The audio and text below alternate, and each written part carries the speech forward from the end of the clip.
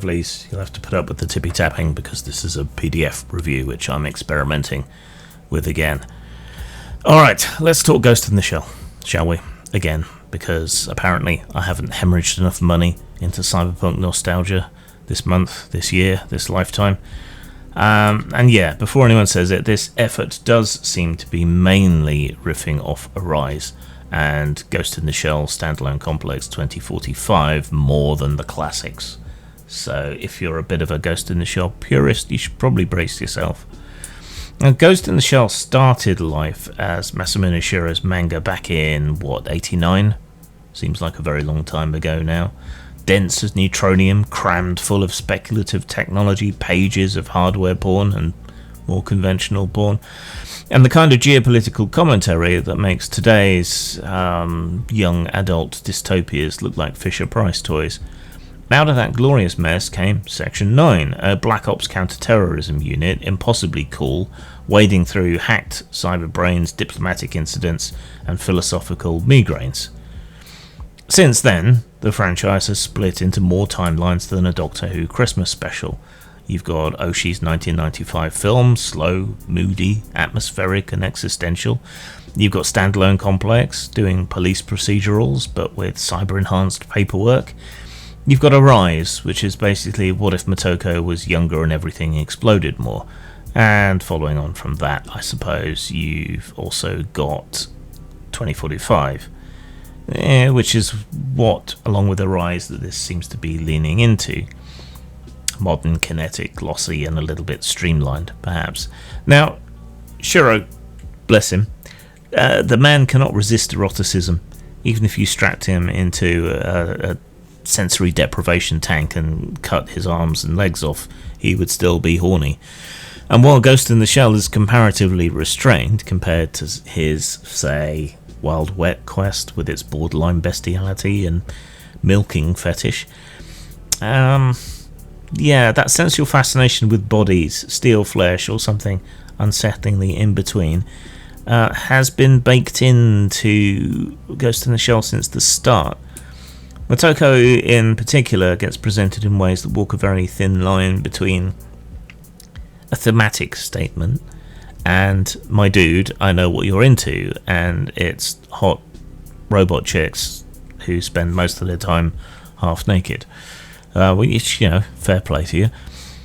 But that eroticism, to me, has always been part of the DNA that made Ghost in the Shell so interesting, whether you're comfortable with it or not. It's always been there, and pretending it's not there would be silly. So, behold the silly, I suppose. The Ghost in the Shell RPG doesn't really seem to lean into that, which is doubly odd, given the nature of the source material, and given that the system is a derivation of Apocalypse World, which mechanically and perhaps somewhat clinically and cynically incorporated sex into its mechanics in a way that made it rather unerotic, to be honest. But you can still feel kind of the ghost of that sexuality floating around, even if Motoko has lost her ass, lost her boobs, and spends all of her time fully clothed, which is an odd choice given part of the point of the sexuality was, if your body's just a shell, what does it matter? Alright, so sexuality in RPGs is kind of my oeuvre, so let's take a little sad detour here into the horny. One thing that gets quietly airbrushed out of most Ghost in the Shell adaptations is just how openly erotic the original manga was, especially around Motoko, who is the pin-up girl for the whole series, and the main protagonist. Shiro was not at all shy about it. The Major has explicit encounters, regularly, usually lesbian, possibly exclusively. My memory's a little hazy and I'm not particularly into girl-girl stuff, so it hasn't stuck in my mind. Still, as I do recall, in some instances she was running multiple prosthetic bodies all at once, like some sort of cybernetic multitasking stress relief gangbang. And in the manga, none of this is treated as particularly scandalous or edgy. It is just a part of life in a world where your body is hardware, yourself is software, and sexuality is a programmable aftermarket option on your shell settings. It's a deliberate part of the world building, of the identity, embodiment, sensation. And it's Shiro being Shiro. And the creator of IP deserves a certain amount of forelock tugging, I think, as a creator of IP.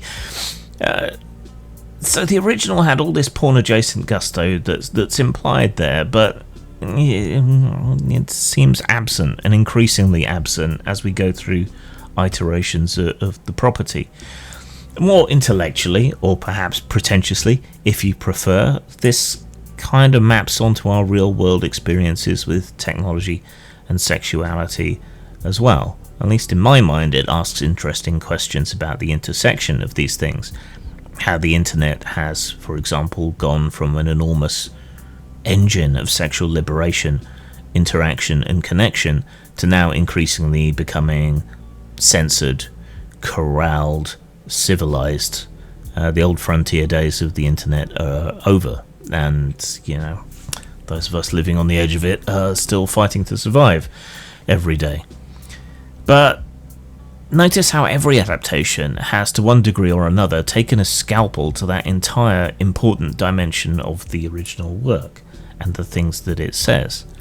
I hate these chibi illustrations, by the way. I wish these games would stop doing them. Sometimes they're appropriate and cute, but not here. Anyway, censorship. Oshii's 1995 film keeps Motoko's naked form, but strips out the sexuality almost entirely. She dresses hot, but there is almost nothing in the film that is really purely and overtly sexual. It places it so deep into subtext that you couldn't even find it in the footnotes with a torch and a magnifying glass. It leaves her as a sort of philosophical as well as physical mannequin. Standalone Complex turns her into the world's deadliest HR violation, but refuses to admit that she actually has a sex life. Even Arise and the more recent Netflix series keep some of the aesthetic, the sleek, impossibly engineered female shell, while quietly binning all the erotic implications thereof. It's almost as if the franchise kind of keeps her body on display to draw people in, but doesn't want to talk about what that body means or does, or even to hint at what is actually the most human part of the major that still remains, which is her sensuality, sexuality, her weaponization thereof. The manga made it pretty explicit. In a post-human world, desire is just another vector of identity and as changeable as anything else. Later versions keep the chrome, but sandpaper away the flesh.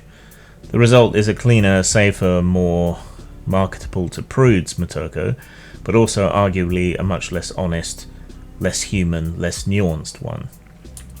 And it turns a critique of corporatocratic control into an expression of corporatocratic control. Irony. It's what's for breakfast.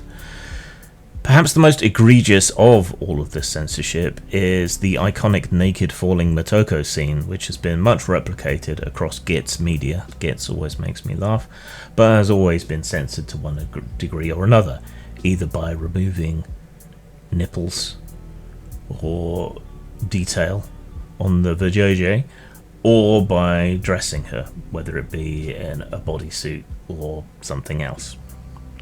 Which again kind of misses the point, I think.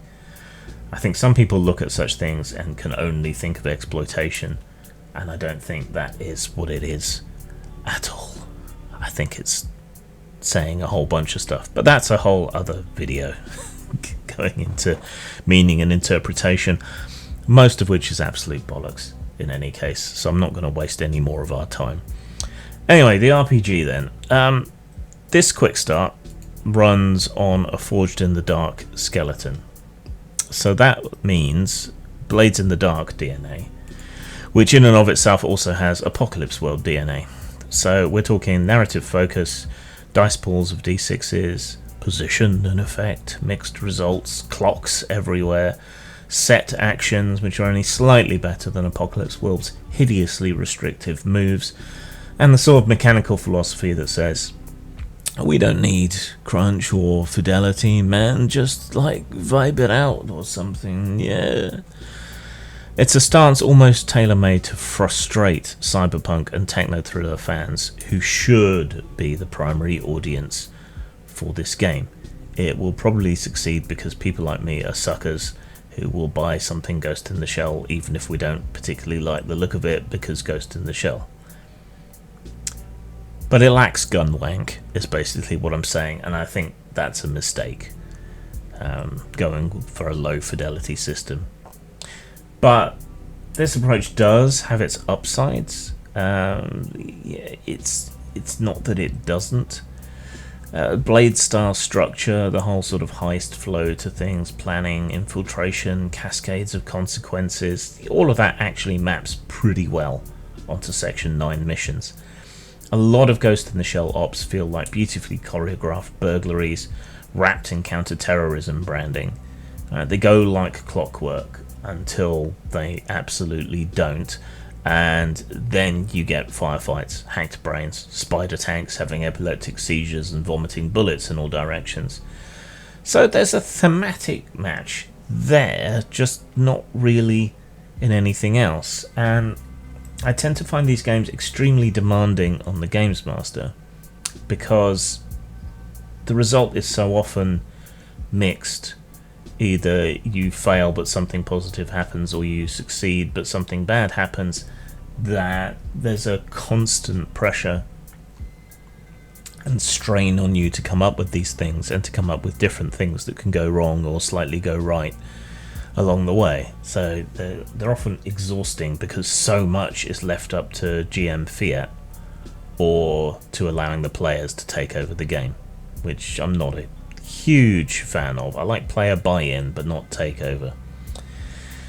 But anyway, if you're a gearhead, if you're a tech goblin, you're not going to find this particularly engaging. Right? If you're someone who gets physically angry deep down to your bones when systems handwave, ballistics, recoil, details of cybernetics, gun modifications, bandwidth, brain interface, latency, all of that hard, crunchy stuff that is such a staple of techno thrillers and cyberpunk, then this is gonna be like being stabbed with a spoon over and over and over and over and over and over again. I mean, look at this gun table. What's the difference between a handgun and a submachine gun? 1 attack value. So yeah. Forged in the Dark games are abstraction engines. They don't care about exact weapon models, modifications, or neural load thresholds. They want vibes, momentum, narrative beats. That means you can't really say anything about your character particularly, given their gun choice or whatever. If you look back and consider the film and the original series, there is the character whose name momentarily escapes me, who is more human than everybody else and carries an old revolver. That is a statement about his character, his choices. It gives him a place and a differentiation within the team, and the fact that he uses an old style revolver is a plot element at several points. You know, these are choices that are meaningful, but a lot of narrative and story games seem to be so allergic to this aspect of gaming that they don't even consider that, and that's a problem, I think. So yeah, these choices come at a severe cost to engagement by many players who like that sort of thing. And it also tends to the game being played at a meta level of a writer's room, rather than embodying your character, their perspective and their actions. This is a kind of metagaming, but it is a different kind of metagaming to using outside knowledge that your character wouldn't have. Rather, it turns you and your group into a group of squabbling directors arguing and dealing with constant studio notes, rather than as players or characters. It means you're not making decisions in the moment as the character as is appropriate. Rather, you're making decisions for the story, for the game, for the other players at the table, not the actions that necessarily make sense or are made obvious by the resources that you have at your disposal, those sorts of things. It's a story making game, a narrative game, more like, for example, the card game Once Upon a Time, which is a good game, but it's not a role-playing game. We need a good non-pejorative name for games like this. Story games became something of a pejorative, so that doesn't really work. Narrative games, maybe. They're not role-playing games, though, and I'm not saying that as a judgment on them necessarily. It's just that they're not as advertised. As someone was recently commenting on one of my Apocalypse World criticism videos, it's a category error. However, I don't think it's my category error. This is something, in the case of Apocalypse World and its derivatives, selling itself as an RPG when it really isn't one. Though Blades in the Dark and Dungeon World, for example, do move the system back towards being more of an actual RPG, they don't move it all of the way back. And Ghost in the Shell is historically the series where people argue for 3 pages about the tensile strength of a cybernetic elbow joint. And so lacking that aspect is a little peculiar. There's a bit of dissonance here. There's a lack of thought. The form of the game does not appear to follow the function. It doesn't meet the original narrative source. It does add some quirks that you might like.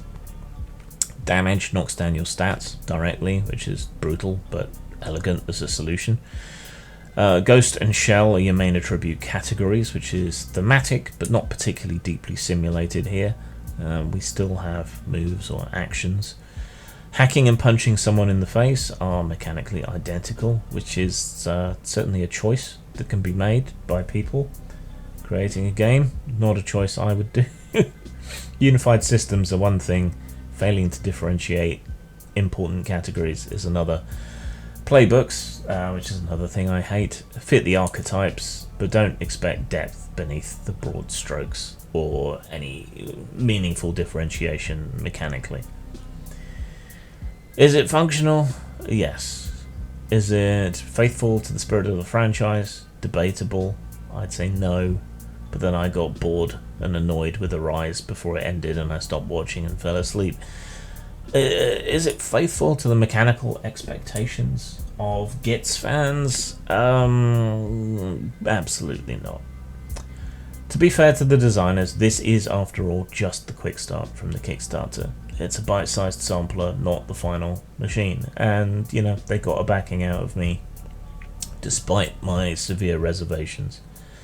The full game is supposed to have more of everything, more cybernetic options, more shell swapping rules, deeper hacking rules, richer playbooks, though seriously, fuck playbooks, freeform character creation for the win, baby.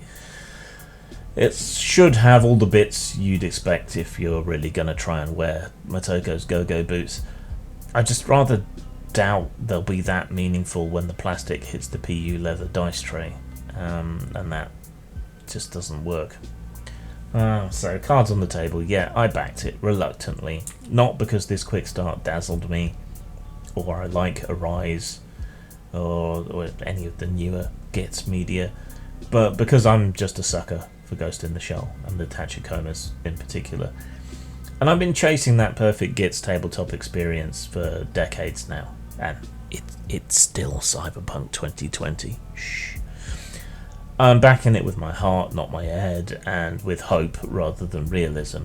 The head is saying, look, this is a narrative game, not an RPG, using story mechanics in a world that demands crunch and mechanical depth and verisimilitude. You know it's going to sit on your shelf completely unplayed. But my heart is saying, look, it's Section 9, mate, just shut up and give them money. If the final product tightens things up, is a bit less loosey-goosey, and I'm normally a fan of loosey-goosiness in games, If it allows for a little more system fidelity, then brilliant. If not, well, it won't be the first beautifully illustrated cyberpunk RPG that's all surface gloss and no computational depth that sits as a shelf queen.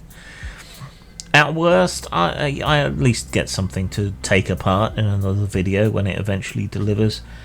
At best, I get a workable system for playing out paramilitary brain hack nonsense with philosophical overtones. What I probably get is going to be somewhere in the middle. It'll be a synthesis of source material, though probably primarily based on Arise and 2045, from which I can then perhaps hand forge a game using a different system to satisfy me. Eclipse Phase is also a good choice for this if you don't want Cyberpunk 2020. If you prefer mechanical crunch, Eclipse Phase is a good game for that, more so even than Cyberpunk. Plus it handles different shells pretty well, though it will require upfront paperwork. Anyway, a pretty box with a bunch of stuff and doodads in it to read and look at and manhandle and salivate over, all about an IP that I absolutely love, is probably sufficient for me to justify buying it in one form or another. Your mileage may of course vary. You may not have my same entirely rational hatred of Apocalypse World and all of its unholy children. Grendels, birthed from their horrific mother Apocalypse World. But yeah, give Motoko back her boobs, take her clothes away. Zang.